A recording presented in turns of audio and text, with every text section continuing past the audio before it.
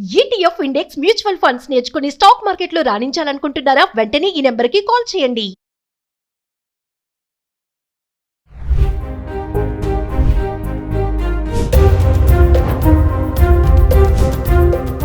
నమస్తే, welcome back to Suman TV. ప్రస్తుతం మనతో పాటు ఉన్నారు పబ్లిక్ స్పీకర్ రజనీరమ్మ గారు. నమస్తే మ్యామ్. నమస్తే నవీన. మేడం, ఈ మధ్య కాలంలో ఇల్లీగల్ రిలేషన్షిప్స్ గురించి మనం చాలానే విన్నాము, మాట్లాడుకున్నాం కూడా.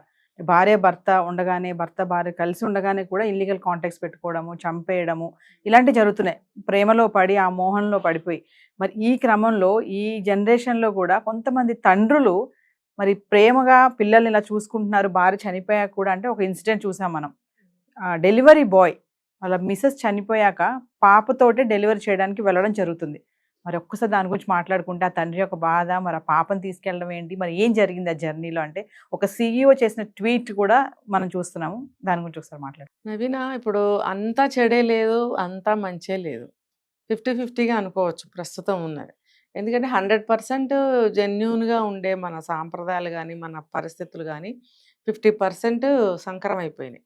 అందుకని ఈ మధ్య ప్రతిదాన్ని కూడా వింతగా చూడడం, వింతగా ఆలోచించడం చేస్తున్నాం మనం. అది మంచి అయినా సరే, చెడైనా సరే. మంచి అయితే అమ్మో ఇంకా మంచి బతికే ఉందా, అదే చెడు అనుకోండి అమ్మో ఇలా జరిగిందా, అలా ఉంది. 50-50గా ఉంది. అది ఎలా అంటే ద్వైధీ అంటారు కదా, ద్వైధీ భావంలో అలాగనమాట. ఇది మంచి కంప్లీట్ ఉందని చెప్పలేకపోతున్నాము, ఇది మంచి మొత్తం చెడు ఉందని చెప్పలేని ఆ ద్వైధీ భావంలో మనం కొట్టుకులాడుతున్నాం. అసలు ఎటు పోతుంది దేశం అని అనుకుంటున్నాం. సో ఈ క్రమంలో మంచి వాళ్ళు ఎవరన్నా ఉంటే, నిజమైన ప్యూర్ లవ్ అనేది ఉంటే మనం ఆశ్చర్యపోతున్నాం. అదే ఈ అబ్బాయి కూడా పాపం డెలివరీ అబ్బాయి, ఆ భార్య చనిపోతే ఆ పాపని తనే వెంట తీసుకెళ్ళటం. ఎందుకంటే చూడండి, సిగ్గుపడాలి సభ్య సమాజం. చిన్న పాపల మీద కూడా అత్యాచారాలు చేస్తున్నారు. ఆ అబ్బాయికి ఎవరు లేరు, మరి ఆ పాపను ఎవరి దగ్గర పెట్టి వెళ్తాడు?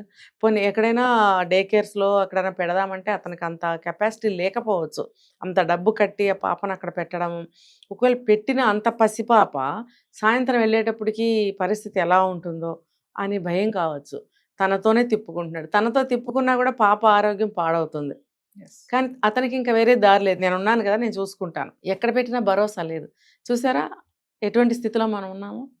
అది ఎవ్వరూ కూడా నేను సహాయం చేస్తాను అనే పరిస్థితి లేదు, చేస్తాను అన్న వదిలిపెట్టే పరిస్థితి కూడా లేదు. నమ్మి వదిలిపెట్టలేను అంటే చెప్తారు, నా చావేదో నేనే చస్తానంటారు కదా, అలాగైపోయింది. నిజంగా ఇది చాలా దారుణమైన స్థితి, చాలా దుఃఖించాల్సిన విషయం అన్నమాట ఇది పరిస్థితి. అతను మాత్రం ఏం చేస్తాడు, ఎవరు లేనప్పుడు వెంట తీసుకెళ్తున్నాడు. అది చూసిన ఒక ఆయన ఎక్కడికో డెలివరీ ఇవ్వటానికి వెళ్ళినప్పుడు ఆయన చూసి, పాపం ఇలా ఎందుకు నువ్వు పాపని తిరుపుతున్నావు, ఎక్కడన్నా పెట్టచ్చు కదా అని అన్నప్పుడు అతని స్టోరీ అంతా చెప్పాడు. భార్య డెలివరీలో చనిపోయింది, అప్పటి నుంచి నేనే చూసుకుంటున్నాను, మరి నాకు ఎవరు లేరు అని చెప్పినప్పుడు ఎవరికైనా ఒక జాలి అనేది కలుగుతుంది. అతను డబ్బేదో సహాయం చేయకపోతే, చూడండి ఆత్మాభిమానం, నాకు వద్దు అన్నాడట.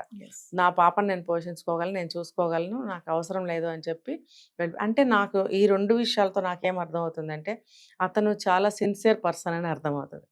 ఇప్పుడు ఏ కేటగిరీ మనుషులైతే ఏముంది, అందరూ మనుషులే కదా. భావాలు అనేవి అందరికీ ఒకలాగానే ఉంటాయి. చెడైనా మంచి అయినా, ప్రేమైనా ద్వేషమైన అందరికి ఒక సమానంగానే ఉంటాయి. అది ఎక్స్ప్రెస్ చేయటంలో ఉంటుంది. మరి ఆ అబ్బాయి భార్య మీద ప్రేమే కావచ్చు, ఆ పుట్టిన బిడ్డ మీద బాధ్యతే కావచ్చు, ఒకళ్ళ దయాధర్మం మీద ఆధారపడకూడదనే ఆత్మాభిమానం కావచ్చు, నేను నా కష్టాన్ని నమ్ముకున్నాను అనే ఒక విషయం కావచ్చు. చూసారా ఎన్ని క్వాలిటీస్ నాకు అతనిలో కనపడ్డాయి. కాబట్టి ఆ ఇచ్చిన డబ్బును తీసుకోకుండా ఆ పాపను తీసుకుని అతను వెళ్ళిపోవటం జరిగింది. అంటే ఆడవాళ్లే జనరల్గా అంతగా కేర్ తీసుకోలేక, ఎవరి సాయం అన్నా ఉంటే బాగుండు అని ఆలోచించే రోజుల్లో మరి ఒక తండ్రిగా ఒక మేల్ పర్సన్ అయ్యుండి అంత బాధ్యతగా ఆలోచించాడు అని అంటే అతను నిజంగా ప్యూర్ లవ్కి చాలా హ్యాట్స్ ఆఫ్.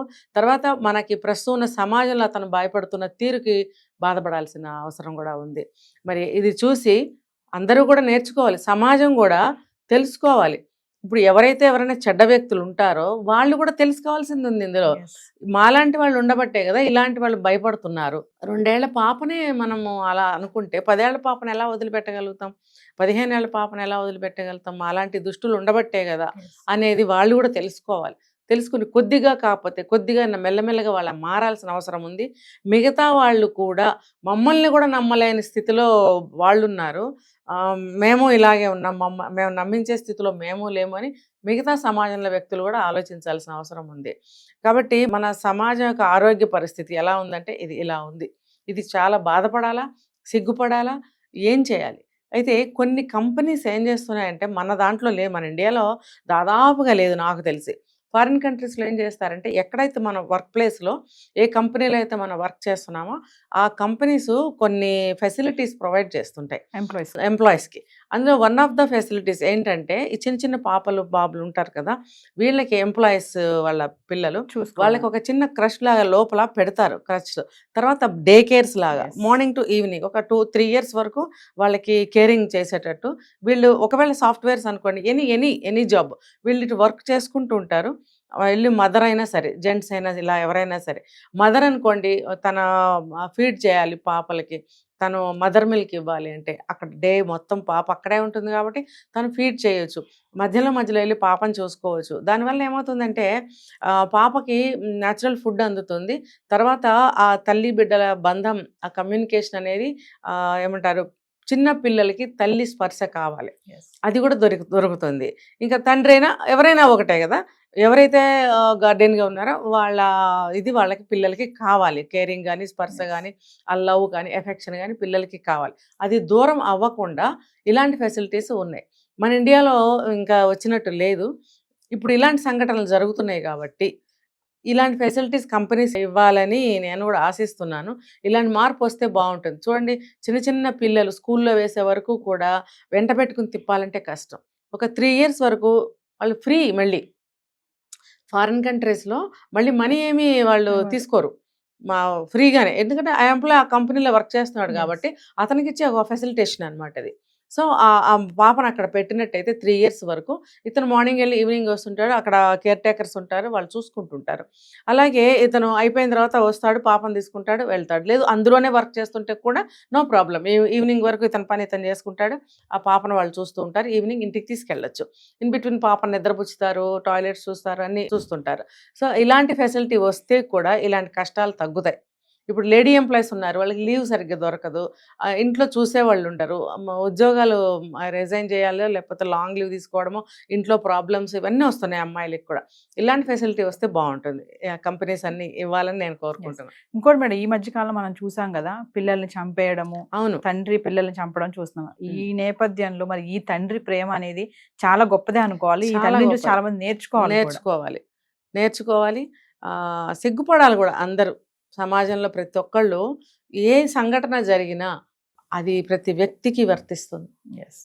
మంచి చెడు అనేది తీసుకోవడంలో ఉంటుంది. తీసుకోవడంలో. Thank you ma'am.